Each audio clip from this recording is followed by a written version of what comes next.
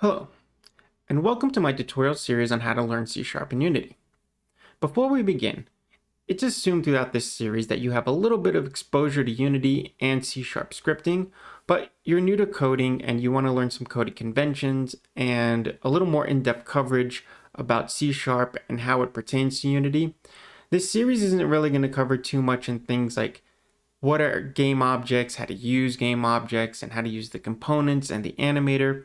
If you want more details about that, you can go to some of my other series, such as my 2D platformer series, where we cover those things in a little more detail, or any other series of a similar nature that is on YouTube or the internet.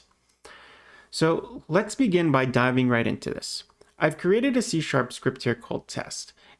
Throughout the first couple videos, this probably won't be applied to anything, and there isn't really going to be a game made here. We're just simply going to see piece by piece how code works in Unity and how it works together in the game editor with game objects. So let's go right into this script. So when you open a Unity script for the first time, you are presented with these same few lines of code every time. And some of you have been wondering, what is all this stuff? And to be perfectly honest, at the end of this video, most of you are still going to be wondering, what is all this stuff? And the reason is that some of these things are very complex, and I'd like to cover a few other subjects before we get into them. So the first ones we're going to be going over are namespaces, which is this 3 lines at the top. Whenever you put the word using in front of something, you're saying that you're using a namespace. And as you can see when I mouse over it, it tells me that it's a namespace called system.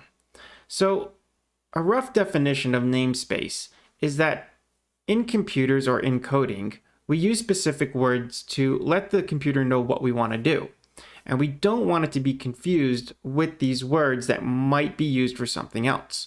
So what we do is we give a space for these names, hence the word namespace. So right here at the top, the first two are using system.collections and using system.collections.generic. These two are not really used in Unity because these are part of what's called .NET, which is a framework that can be used, a framework that can be used with C#, but it's not really used in Unity at all.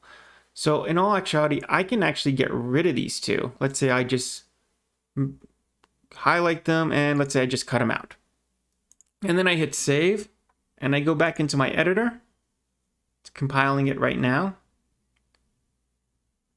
And there's no error here. Nothing bad happened. However, if I were to go back into the script, let me put those back, and I would take out Unity Engine, and I cut that out, and I hit save, and I go back into the editor, you're going to see it's going to give me an error. It's going to say the type or namespace name mono behavior cannot be found. That's because mono behavior is found in the namespace Unity Engine. And without Unity Engine there to say that it's being used, the code or the computer does not know what mono behavior is. So I'm going to go back in and I'm going to put it back in.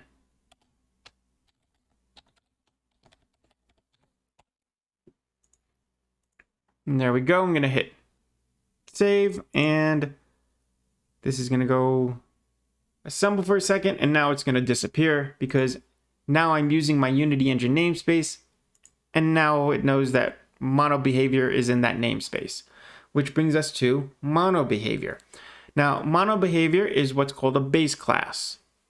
Classes will be another video, but in a short way of describing mono behavior, it's basically what allows us to attach our scripts to components. Like if I were to go over in my editor and let's say I just create, we'll just create an empty game object and we'll call this test.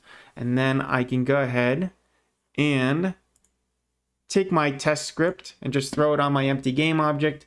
The idea or the concept of me being able to put my script onto a game object, that is all done by mono behavior.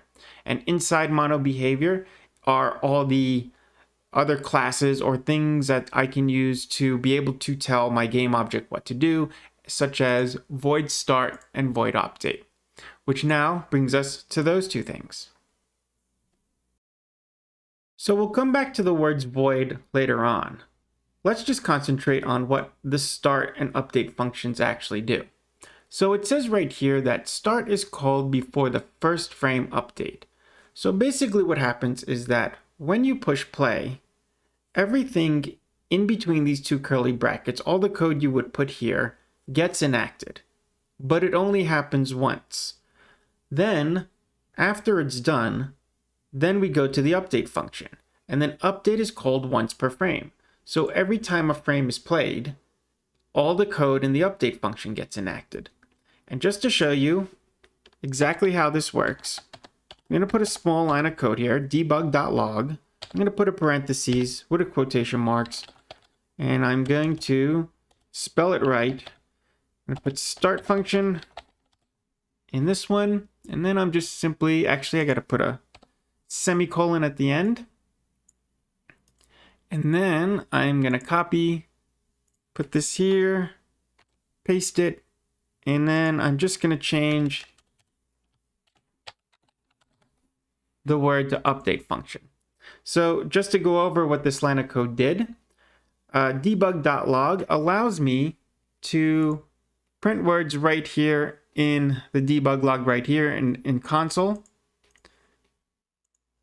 And whatever I put here between the quotation marks is what's going to be printed. So when I hit play, I should see start function as the very first thing in the debug log, and I should only see it once. And then after that, I should see update function over and over and over again as each frame is played. So let's hit save. Let's let everything compile. And now I'm going to hit play. And I'm just going to hit pause for a second. And as you can see, a lot of frames played here.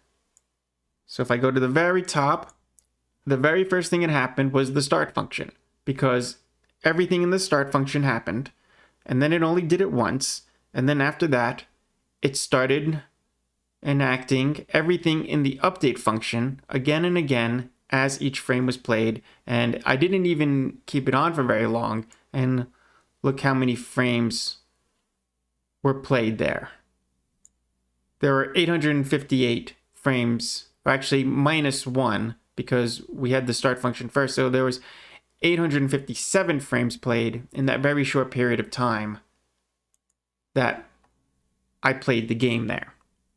So I'm going to stop right here. In the next video, I'm going to be covering variables and data types. As always, thank you for watching. Like this video, subscribe to my channel, follow me on Facebook and Twitter, and support me on Patreon. All links are in the description below. See you next time.